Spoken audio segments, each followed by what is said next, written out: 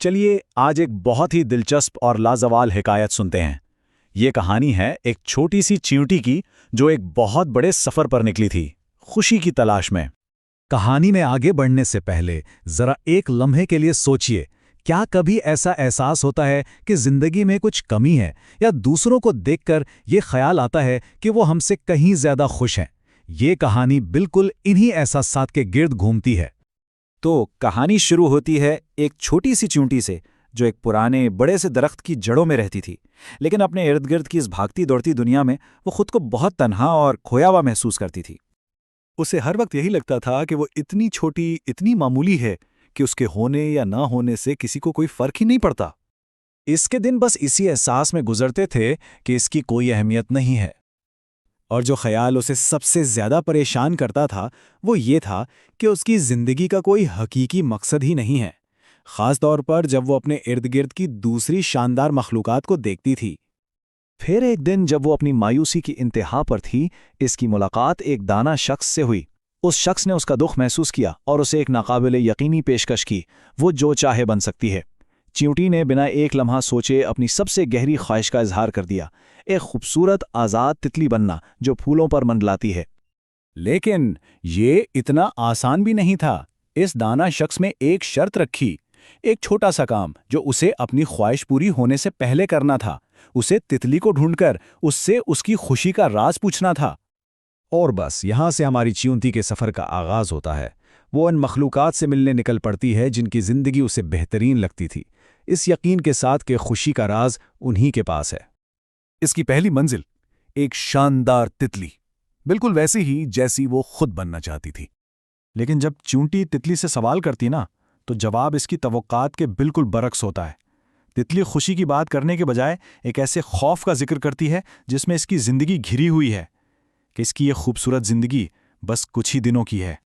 تتلی کا ماننا تھا کہ اصل خوشی اس کے پاس نہیں بلکہ اس محنتی شہد کی مکھی کے پاس ہے جو میٹھا شہد بناتی ہے، اور اس طرح چیونٹی کو اس کی اگلی منزل کا پتہ مل جاتا ہے۔ اس کے بعد چیونٹی شہد کی مکھی سے جا ملتی ہے، ایک ایسی مخلوق جو اپنے بنائے ہوئے لذیذ شہد کی وجہ سے جانی جاتی ہے۔ چیونٹی کو لگا شاید خوشی کا راز یہاں مل جائے۔ لیکن شہد کی مکھی کی کہانی بھی دکھ بھری تھی۔ وہ اپنی محنت کی ناقدری اور استحصال کا حال سناتی ہے۔ اور پھر وہی ہوا۔ شہد کی مکھی کو بھی یقین تھا کہ وہ نہیں بلکہ وہ آزاد گھومنے والا خرگوش ہی اصل خوشی کی زندگی گزار رہا ہے۔ آخر کار چیونٹی جنگل میں اس خرگوش کو ڈھونڈ لیتی ہے جو بظاہر تو دنیا کی تمام فکروں سے آزاد نظر آ رہا تھا، لیکن خرگوش کی حقیقت تو آزادی سے بالکل مختلف تھی۔ اس کی زندگی تو مسلسل بھاگ دوڑ اور خوف میں گزر رہی تھی۔ اب تو چیونٹی مکمل طور پر مایوس ہو چکی تھی، لیکن اس کے پاس ایک آخری امید باقی تھی۔ خرگوش نے اسے مشورہ دیا کہ وہ اس پرندے سے پوچھے جو سب سے اونچا اڑتا ہے۔ چیونٹی کو کیا معلوم تھا کہ آگے وہ جو سننے والی ہے وہ اس کی پوری سوچ ہی بدل دے گا۔ اسے ایک درخت کی سب سے اونچی شاخ پر ایک رنگ برنگا پرندہ ملتا ہے جو بہت ہی خوبصورت گیت گا رہا ہوتا ہے۔ اور یہ تھا کہانی کا سب سے بڑا موڑ۔ وہ پرندہ جس نے دنیا کو بلندی سے دیکھا تھا، ایک حیران کن بات بتاتا ہے۔ اسے چیونٹیوں کی زندگی پر رشک آتا ہے۔ اسے ان کی زندگی محفوظ، منظم اور مل جل کر رہنے والی لگتی تھی، یعنی وہ سب کچھ جس سے ہماری چیونٹی بھاگنا چاہتی تھی۔ اس ایک انکشاف نے چیونٹی کی دنیا ہی بدل دی۔ وہ فوراً دانا شخص کے پاس واپس بھاگی، لیکن اب اس کے دل میں کچھ اور بننے کی خواہش نہیں تھی بلکہ ایک نئی سمجھ تھی۔ تو اس پورے سفر میں چیونٹی نے یہی سیکھا کہ جو ہم سوچتے ہیں اور جو حقیقت ہوتی ہے اس میں کتنا بڑا فرق ہو سکتا ہے۔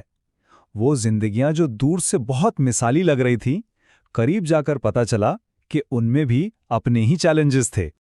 اسے احساس ہوا کہ ہر وہ مخلوق جس سے وہ حسد کر رہی تھی، وہ سب اپنے اپنے منفرد بوجھ کے ساتھ جی رہے تھے۔ اور یوں ہم اس کہانی کے سب سے گہرے اور خوبصورت سبق تک پہنچتے ہیں، ایک سادہ سی حقیقت جسے ہمیں یاد رکھنے کی ضرورت ہے۔ جو آپ کے پاس ہے وہ شاید کسی اور کا خواب ہو۔ اصل خوشی کسی اور جیسا بننے میں نہیں بلکہ اس چیز کی قدر کرنے میں ہے جو آپ پہلے سے ہیں۔